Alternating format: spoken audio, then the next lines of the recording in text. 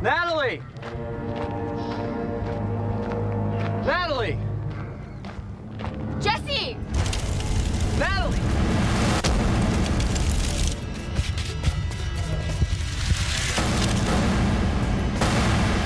Freaky, huh? Things you can do with a little of that old black magic.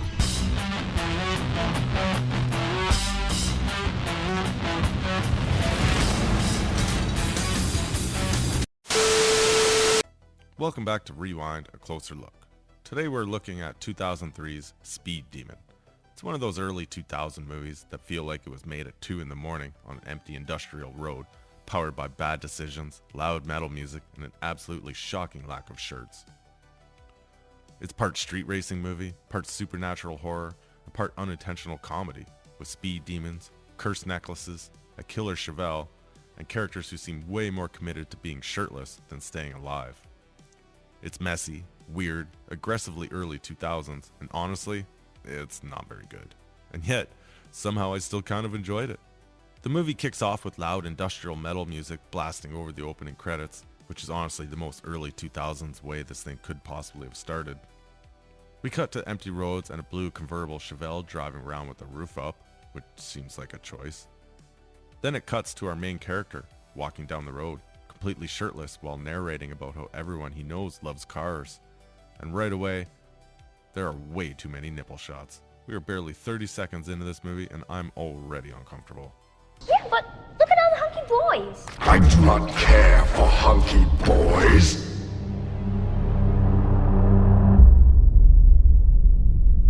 Or do I?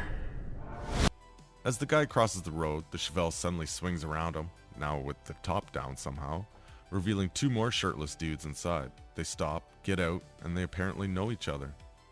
Our narrator is Jesse, who had just come home after finishing college. The other two guys are named Chain Gang and Otto Ridley, which already sounds like a rejected early 2000s wrestling tag team. Otto immediately blames Jesse for his car not running properly, because he had to swerve around him. Sure, makes perfect sense. He then threatens Jesse about not swerving next time, and in what might be the world's fastest character 360, First you're my friend, now you turn a 360 on me. 180, you stupid spaghetti slurping cretin. 180. If I did a 360, I'd go completely around and end up back where I started. What? Trust me. he casually invites him to a barbecue at the garage before peeling out. Are they friends? Rivals? Shirtless co-workers? At this point, it's impossible to tell. As Jesse keeps walking, we learn through narration that his father recently died and he's returning to his hometown even though he clearly doesn't want to be there. He eventually arrives at his family's garage and starts reminiscing about the past, before turning around and finding his little brother Mikey and the entire gang standing outside waiting for him. And yes, every single one of them is shirtless. Every single one. They stand around making awkward sex jokes while introducing themselves with increasingly ridiculous names. Clutch, Axle, Chopper, and Wiper. All named after car parts. No shit. During all this, we learn that Jesse's brother and his father got Jesse's car running again before his dad died, and that Jesse didn't attend his father's funeral. Why? Reasons. Then Natalie walks in. Jesse immediately narrates that she was the love of his life, but before that can go anywhere, Otto and Chain Gang show up, still aggressively committed to the no-shirt lifestyle, and we learn that Otto is now Natalie's boyfriend. They argue for a bit, and Otto challenges Jesse to a race. Jesse shuts that down immediately. Otto calls him a chicken, and Jesse's little brother Mikey steps up and volunteers to race instead. Which is the exact moment you realize, yeah, this kid is absolutely doomed. They cut back to more empty road footage before jumping to Mikey sitting in his car. And finally someone is wearing a shirt. I'm guessing seatbelts were starting to become a nipple hazard. Jesse tries to talk Mikey out of the race, suggesting they just go back to the garage, get drunk, and continue the proud family tradition of not wearing shirts. That's when Otto storms over, holding a necklace, and yes, he's now wearing a shirt too. This movie treats shirts like rare collectibles. Jesse asks what the necklace is, and the gang explains it's a speed demon. Apparently, you pray to it for speed. From there, everyone piles on exposition, explaining that speed demons are ancient Sumerian spirits that control elements, animals, speed, basically whatever the movie needs them to do at any given moment. Otto completely believes in it and apparently paid a lot of money for his. Then we learn even Jesse's father supposedly believed in speed demons too. So naturally, after all that, they immediately stop talking and start racing. The race kicks off through empty streets and things are going fairly normal until Mikey forgets to brake going into a corner, locks everything up, and Otto takes the lead. Mikey counters by hitting the nitro. Time to go nitro. And then surges ahead, which lasts all of about 30 seconds. They barrel into a scrapyard where Mikey's brakes completely fail. He slams into an excavator bucket and somehow manages to sit there long enough for Jesse to run around the corner and then watch the car explode.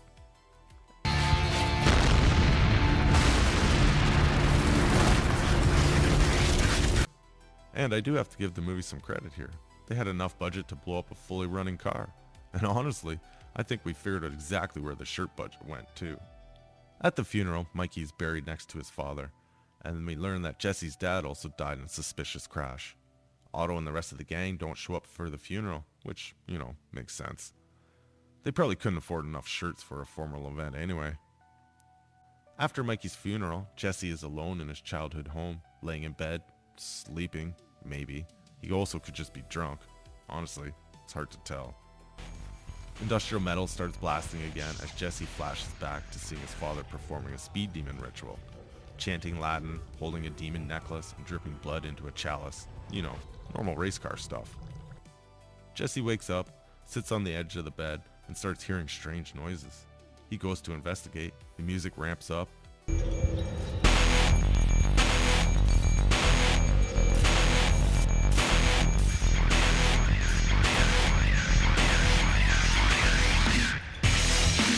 he finds a full box of his father's racing memorabilia, including the gold chalice and the speed demon necklace. Meanwhile, Otto pulls up at the docks and finds Road Rage working on his car. Otto casually tells him just to grab parts from Jesse's shop. Jesse won't need them anymore, which is apparently this movie's legal justification for theft. Otto then asks Road Rage to help track down Jesse's dad's speed demon necklace. How they know Jesse's father had one is never explained. And honestly, this movie is not concerned with details like that. Otto just says Jesse can't be allowed to find it first. And cut back to Jesse, immediately performing the speed demon ritual, because of course he is. He finishes by drinking his own blood, which feels like a pretty strong commitment to the bit, and suddenly someone dressed entirely in black, wearing a black racing helmet, jumps into a sleek black Chevelle and drives off. At this point, it's unclear if that's Jesse, a demon, or a ghost of every early 2000s street racing movie rolled into one. Visually, it looks a lot like the supernatural driver from The Wraith.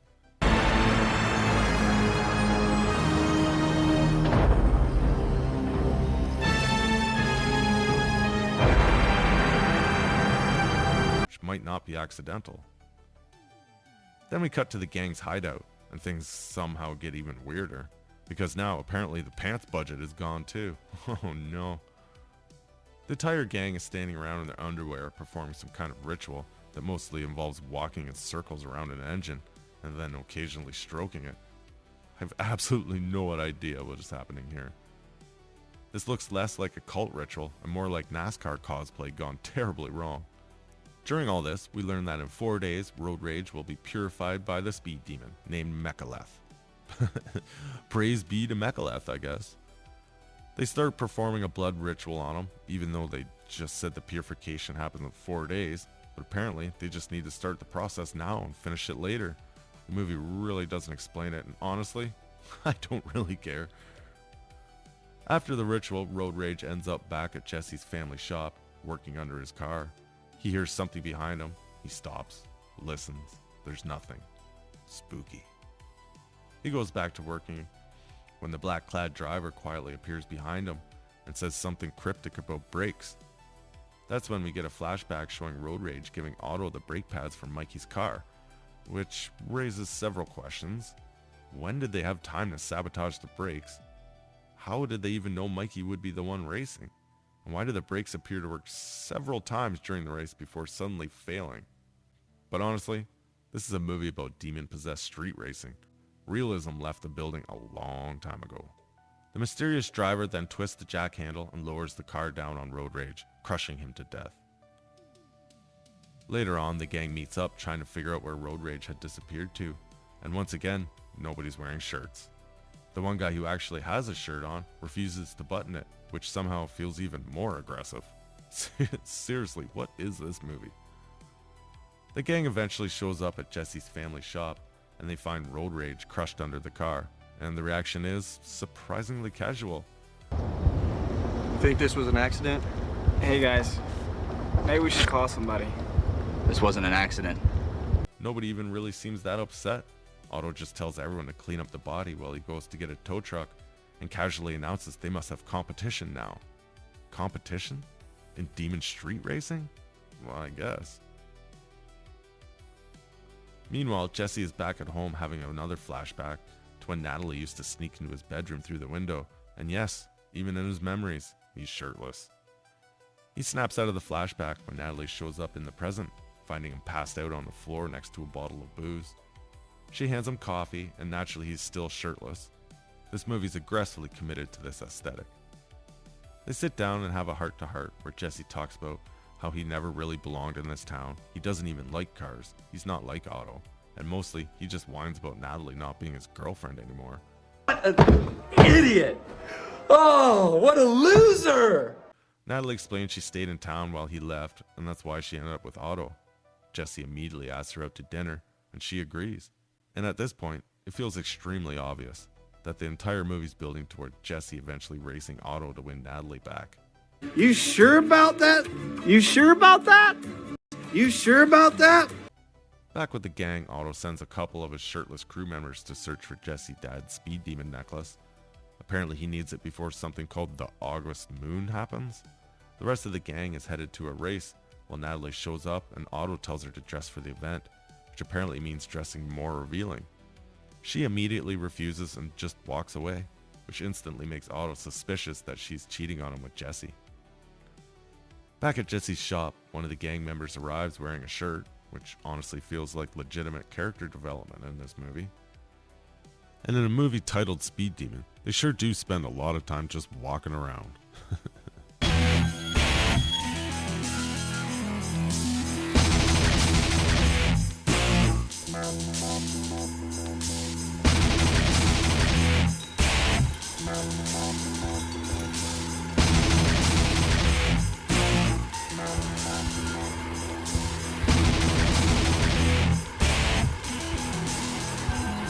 Get on with it. Yes, get on with it! He slowly searches the shop for the necklace, and when he hears a strange noise, as he investigates, a Chang hanging from the ceiling suddenly wraps itself around his neck and lifts him into the air, choking him. This actually could have been a pretty cool horror moment, but it goes on for so long that it actually becomes unintentionally hilarious. It just sits there and wraps and wraps and wraps and wraps around his neck.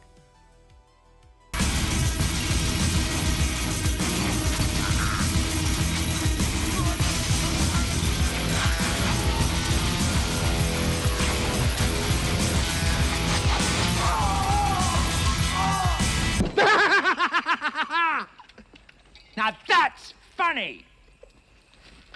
Meanwhile, another gang member, who wisely remains shirtless, walks toward Jesse's house, searching for the necklace. That's when the black Chevelle appears behind him and slowly follows. He recognizes it and assumes Jesse is driving. He starts talking to the car, rambling about Otto and the necklace, and while the Chevelle keeps revving louder and louder and louder, until finally, it just runs him over. The black cat driver steps out and drags the body away off screen. Back at Jesse's house, Jesse is once again shirtless and asleep, and he wakes up hearing a voice calling his name, and he sees the necklace floating above him, or at least I think it's supposed to be floating. The effects are questionable. Back at the gang's hideout, the remaining members discover the bodies of their friends hanging from chains, and Otto is not happy. Jesse and Natalie go out on their date at a cafe, and she warns them that Otto would absolutely kill both of them if he found out. Jesse responds by whining even more about her not being his girlfriend, which, buddy, this is not helping your case. Back at the hideout, the gang debates who could be killing their members before immediately jumping into another purification ritual for Micallef. During all this, the movie finally confirms that Jesse and the mysterious black-clad driver are not the same person. The film cross-cuts between the demon car cruising around and Jesse and Natalie in bed and the ritual, and it goes on for a very, very long time. And when it finally ends, Jesse sits on the bed and announces he has to leave. And what the hell is going on with this guy's jaw? Look at that. It's like pulsing. What the hell is even that? He goes into the bathroom, puts on a speed demon necklace, flashes back to his brother's death and his father's ritual, and talks about how the necklace is offering him revenge and how he's almost tempted to listen. Elsewhere, another gang member, who's actually wearing a shirt, shocking, I know, he pulls over, grabs a drink, and then just sits on the hood of his car, staring into space. When the black Chevelle pulls up behind him, the demon car slowly chases him down the road until he reaches a gate and he gets stuck. Instead of simply just opening the gate like a normal human being, he decides to approach the Chevelle and open the driver's door, revealing that the car is empty.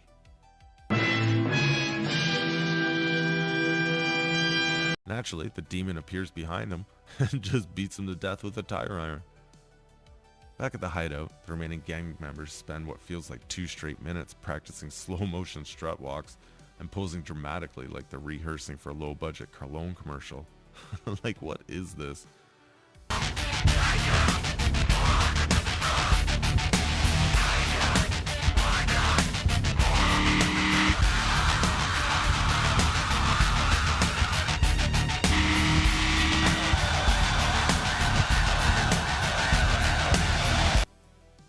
Eventually, Natalie walks in and interrupts whatever the heck they were doing. Otto tells her she's next to be purified. She immediately refuses, and Otto basically tells her she can't be part of the group if she doesn't go along with it. Natalie responds with the most responsible decision in the entire movie and just says, I don't care. Natalie runs straight to Jesse, who is suddenly working at the shop again, I guess. She tells him he has to leave, that the demons are real, and then she immediately runs away again. Like she just dropped off a warning post-it note. Back at the hideout, another purification ritual is starting, and we learn that the August moon is tomorrow, which is apparently a very important deadline in demon street racing culture. Outside in classic horror movie fog, Jesse sneaks up and spies on the gang performing the ritual. While watching, Jesse narrates that speed alone wasn't enough for them anymore, they needed a speed demon. And honestly, he raises a fair point. Most people just keep upgrading their cars. These guys went straight to selling their souls. And so far, I haven't seen a single advantage to having a speed demon. After the ritual, the newly purified member walks along some train tracks and then is immediately confronted by the black Chevelle. Thinking Jesse is driving, he admits to sabotaging Jesse's dad's car and pulling out a shotgun and tries to shoot the car, which obviously he misses because this movie absolutely does not have the budget for bullet hits on this vehicle. Instead, the car runs him over off screen, and all we hear is a dramatic scream. No, it wasn't even that dramatic, really. Back at the hideout, Otto and his last remaining follower realize they're the only ones left. Otto tells her to handle Natalie while he prepares to race Jesse. Natalie then shows up claiming that she just witnessed someone get run over. Otto assumes Jesse is behind it, questions her loyalty, and tells her to prove she's not siding with Jesse by killing him. So she agrees. Otto sends her and another gang member to find Jesse and to retrieve the necklace. That's when Otto just calls Jesse, claiming he has Natalie tied up and plans to burn her alive, just like Jesse's father and brother. Jesse's jaw starts doing whatever that thing is, and Otto tells him to come to the hideout. Meanwhile, the girls arrive at Jesse's shop. Natalie is handed a knife to kill Jesse. She immediately drops it and then runs inside to warn him, except Jesse isn't there. The other girl walks up, grabs her, holds a knife to her throat, and then almost kills her before Natalie breaks free and escapes. Jesse arrives to confront Otto and finds Natalie tied to a cross with fire blazing behind her. He runs towards her and she suddenly vanishes. Apparently Otto can just do that now. Back at the shop, Natalie is still running for her life. And while Otto explains to Jesse that the August moon means it's time for him to claim his own speed demon, he casually admits he never loved Natalie, stating, "I love cars, chicks come and go, rides it forever, which is honestly the most honest thing that Otto says in the entire movie. He explains his car was so powerful no one could beat him, so he followed Jesse's dad's example and used the speed demon. And now Jesse, having a speed demon too, makes him the competition. Meanwhile, Natalie continues running, just still running. That's her entire subplot at this point. Back at the showdown, Otto starts monologuing before using demon powers to create explosions and blast Jesse down a gravel pile. Jesse tries to escape, but gets knocked down again as Otto's eyes glow red and he goes full supernatural street racer.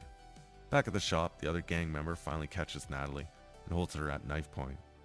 Natalie chants some kind of incantation, which causes the attacker's arm to become possessed and turn the knife on her herself. And after a brief struggle, she stabs herself. Back at the fight, Jesse finally manages to return fire, well, one explosion, before immediately running away again. Otto knocks him down, takes Jesse's necklace, and now holds both speed demon charms. That's when the black Chevelle rolls in. The driver lowers the window, lifts the helmet's visor, and it's Natalie? What a twist! She demands Otto gives Jesse the necklace, and then when he refuses, she just runs him over. Jesse rushes to the car and asks if she's a demon or an angel. She simply replies, Doesn't matter. and that was Speed Demon from 2003. Ritual Revenge, Cult Rituals, and Shirtless Male Modeling editions, all at the same time. This is one of those early 2000s indie action horror mashups that feels like it was made by someone who watched The Wraith, a Fast and the Furious trailer, and a Hot Topic music video, and said, yeah, let's combine all that. The story is all over the place. The demon mythology changes whenever the script needs it to, and for a movie called Speed Demon, there was shockingly very little racing, like one race. One. That's it. Most of the demon's powers just seem to be summoning explosions, causing random mechanical failures, and occasionally driving around slowly while industrial metal plays in the background. And then there's the city itself, which appears to be completely abandoned. No traffic, no civilians, no police. Just endless empty streets and shirtless dudes wandering around talking about demons and carburetors. Which honestly makes it feel like the entire movie takes place in some kind of cursed street racing purgatory. And look, we have to talk about it. The shirt situation. I've never seen a movie so aggressively anti-shirt in my life. There are entire scenes where it generally feels like the wardrobe department just gave up. But here's the weird thing. Despite all of that, this movie is strangely watchable. The cars are kinda actually pretty cool. The black Chevelle has a great presence whenever it shows up. And while the movie's absolutely ridiculous, it commits to its nonsense 100%. There's no wink to the audience, no self-awareness. It just barrels forward like it generally believes Speed Demon cult racing is the most serious thing on earth. And honestly, there's something kind of charming about that. This is exactly the type of movie you would randomly grab off a dusty shelf at a video store, watch once, forget about for 20 years, and then suddenly remember at 2 a.m. and wonder if you imagined the whole thing. And in my case, this one was a thrift store find, which honestly feels like the natural habitat for a movie like this. Is it good? No. Is it entertaining? Weirdly, yeah. So if you enjoyed this trip back into early 2000s straight to video insanity, hit like, subscribe, and drop a comment below telling me how many shirts do you think this movie could have afforded if they skipped just one explosion. If you're into cult movies, forgotten action flicks, thrift store movie chaos, and deep dives into movies most people forgot even existed, you're definitely in the right place. Thanks for hanging out, and I'll catch you in the next episode. Hold up. Hey. You got a problem?